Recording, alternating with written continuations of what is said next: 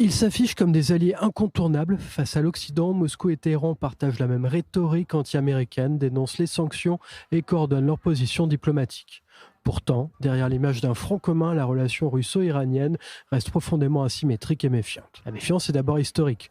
Au XIXe siècle, l'Empire russe grignote des territoires persans dans le Caucase.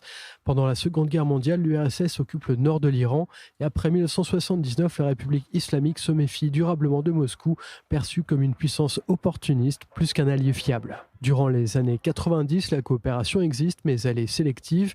Dans le nucléaire civil, la Russie joue un rôle central avec la centrale de Boucher, dont la construction débute en 1995 et dont le premier réacteur est connecté au réseau en 2011.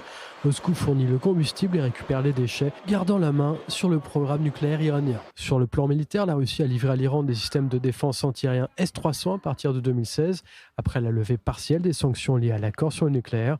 Depuis la guerre en Ukraine, la coopération s'est inversée.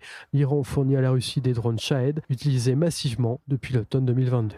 Les deux pays coopèrent aussi sur le plan diplomatique pour contourner les sanctions occidentales, échanger des hydrocarbures, développer des circuits financiers alternatifs.